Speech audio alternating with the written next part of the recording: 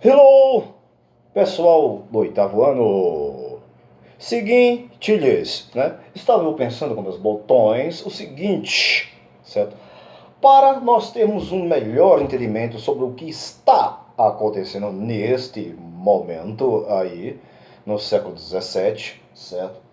E para que vocês tenham uma melhor compreensão ou entender por que de acha a gente tá vendo essa bagaça aí e tudo mais, bom, venho eu aqui dar alguns esclarecimentos sobre 3 revoluções. Seguinte, a questão aqui é o fim do absolutismo, certo? Veio, decore isso aí na cabecinha. Aí, professor, mas por que? A gente não já viu isso? Revolução Inglesa, Revolução Francesa, Revolução blá blá blá blá. Sim, mas a questão é que dentro das políticas ou novas políticas colocadas aí, vem a interferir em todo andajar econômico da época. E comparando com nossos dias, também nós temos problemas parecidos. Entendeu? Fazendo esses links, aí vocês vão ter uma melhor compreensão da bagaça aí. Certo? Primeiramente, vou jogar a real. Nós vamos para, Revolução Inglesa ou Revolução Gloriosa, né? A Revolução Inglesa, como é que se diz, né? Não que não tenham tido participação popular, teve participação popular, mas a briga em si era mais interna do que, como é que eu vou dizer, externa, né? Externa não referente fora do país, mas externa no sentido de fora dos âmbitos da nobreza, dos castelos. Porque é aquele negócio, interessava e muito a burguesia que o absolutismo na Inglaterra, ele viesse a ser freado, não tirado. Tá entendendo? Porque, ou seja, o rei saindo e entra outro sistema, provavelmente republicano ou parlamentarista. Então, isso não interessava, certo? A quem estava ali no meio da bagaça, os babões ou não do rei. A burguesia mercantil ou a burguesia pré-capitalista ou capitalista, que logicamente vocês sabem que a Revolução Industrial começou na Inglaterra, né? A fábrica de teares, entre outros bens de consumo, começou lá, né? O pontapé, digamos, inicial. Tá certo? Aquele negócio para procurar novos mercados consumidores.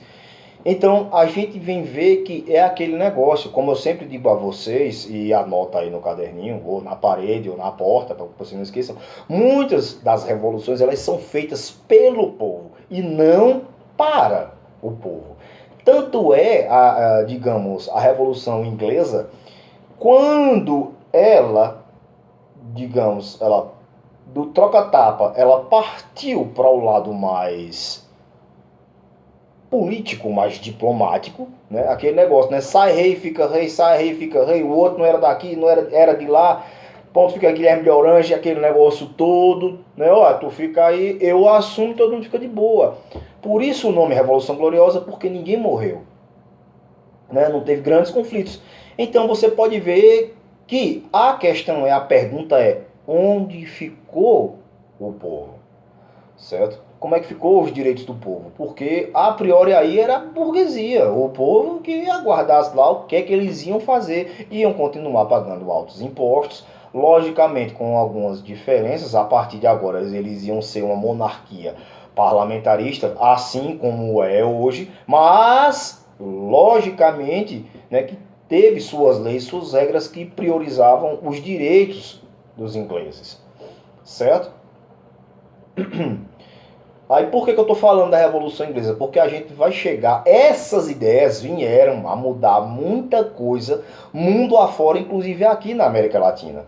Pulando para a Revolução Francesa, o que é que acontece? O povo via na miséria, morrendo de fome, morrendo de frio, pagando altos impostos, enquanto o rei só, no bolsinho, ele e seus babões ali do lado, né? A nobreza, sem esquecer do grande poder que a igreja ainda tinha.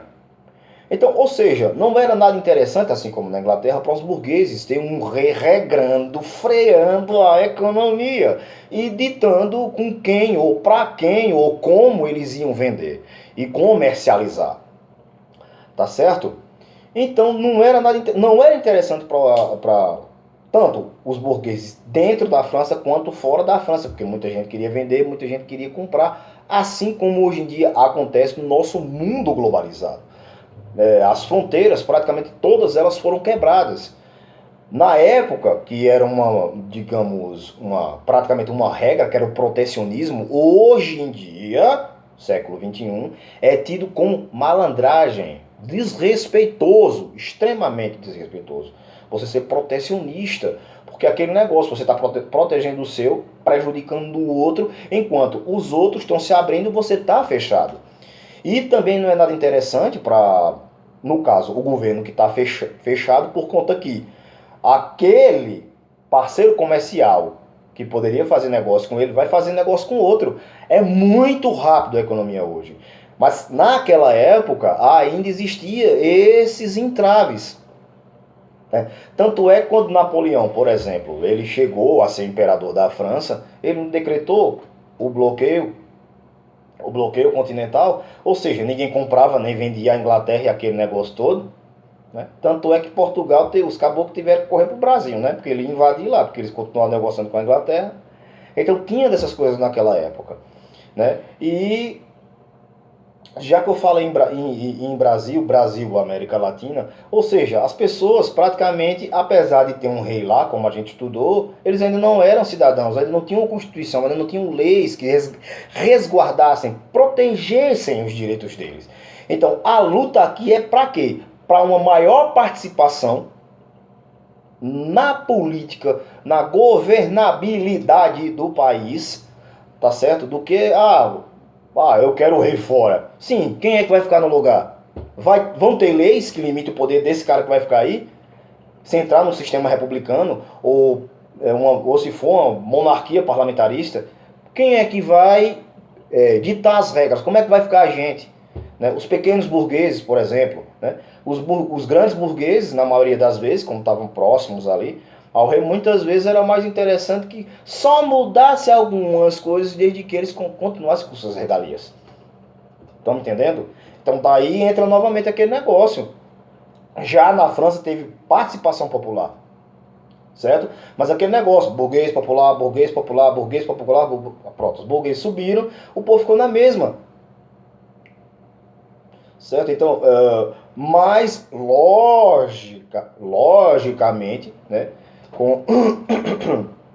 tiveram as leis dos direitos do homem, né, foram de grande importância, certo? Porque liberaram, eu estou tentando lembrar que é muita coisa, certo? A liberdade de culto, liberdade de expressão, entre outras coisas, que aqui, no caso, que já tinha vindo de Napoleão, né, o Código Civil. Bom, mas tiveram essas garantias e a mudança também na economia, começaram a ter algumas liberdades, tanto econômicas quanto civis, certo? Já pulando para o que nós estamos estudando e daqui a pouco eu vou voltar lá para trás para o Brasil, viu? Vamos para frente.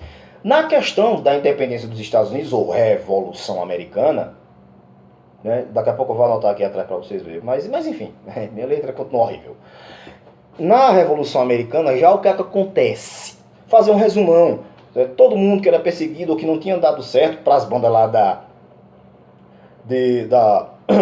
Grandmother ou Mother England, correram para os Estados Unidos. Quer dizer que ainda não eram Estados Unidos, viu? Era ainda uma colônia britânica.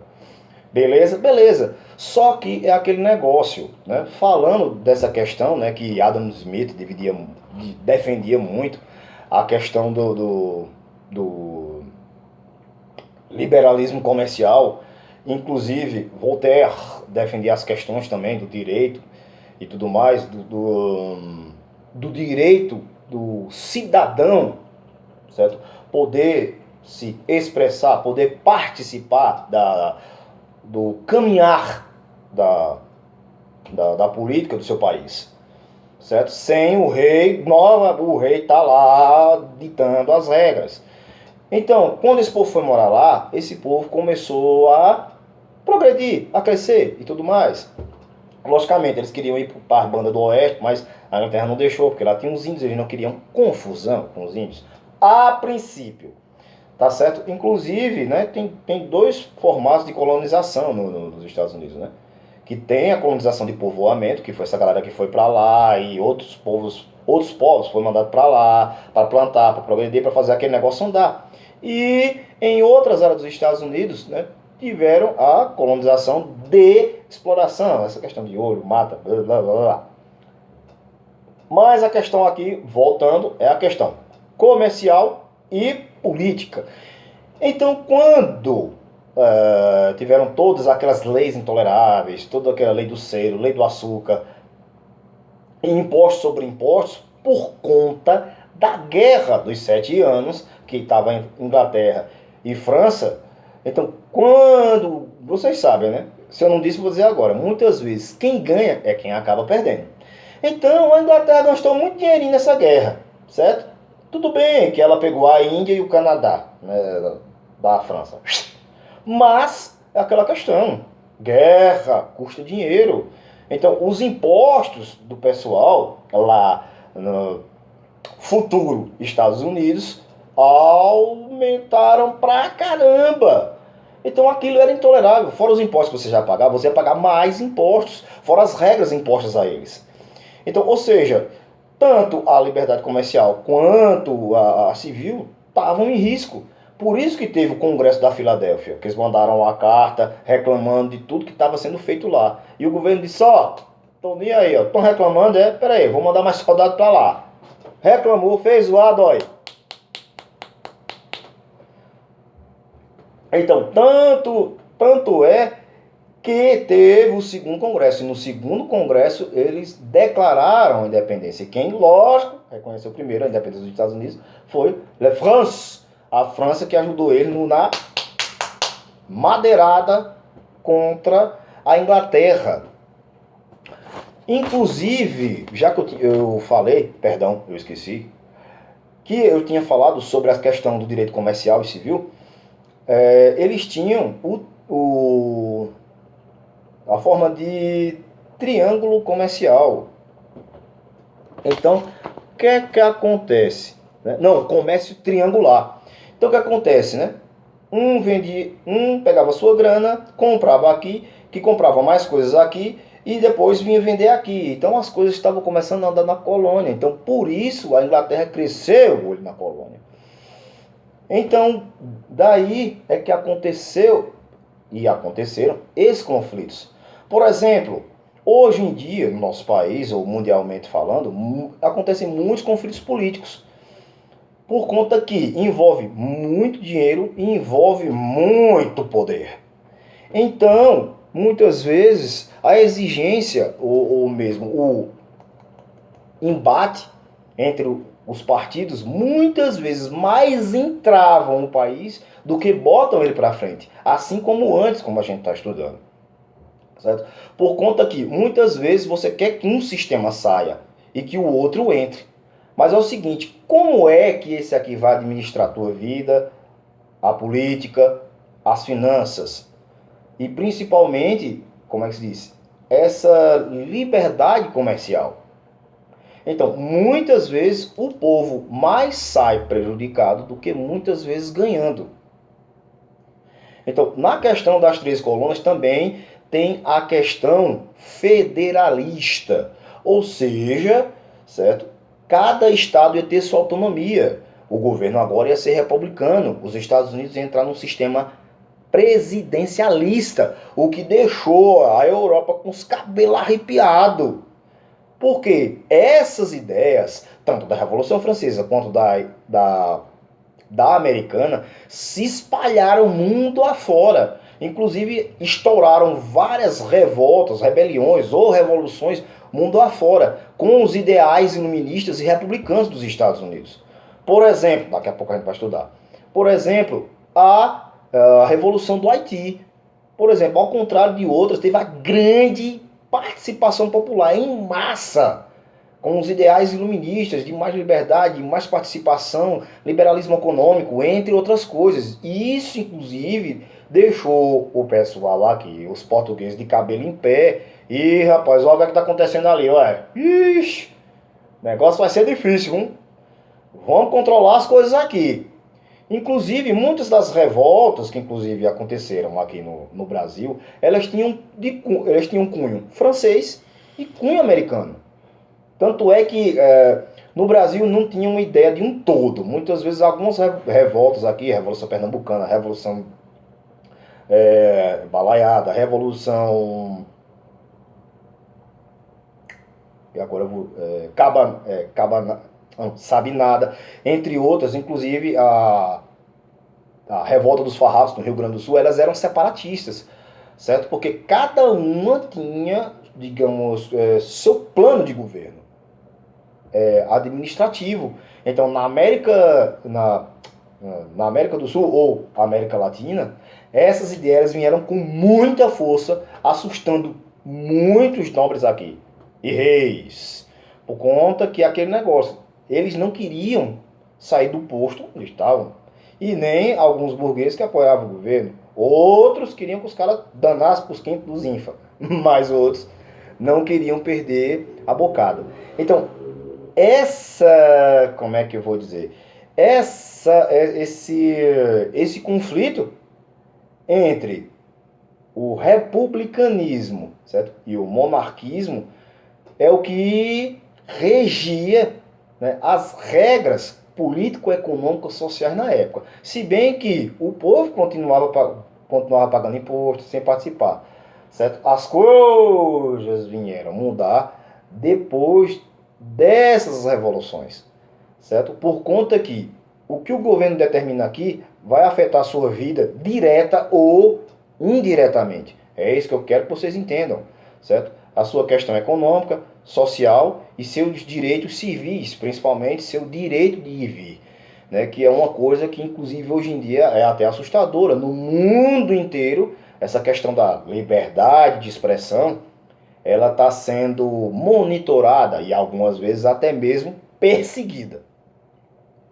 É uma coisa muito séria, que muitas vezes é o que acontecia naquela época, quando muitas vezes algum jornal, ou algum filósofo, algum poeta, ou alguém, né, batia de frente com o governo. Inclusive na França, que tinha a Bastilha, né?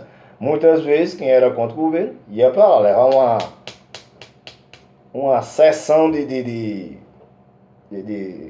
sei lá, de conversinha meio bruta, e ficava alguns dias lá, ou meses, né?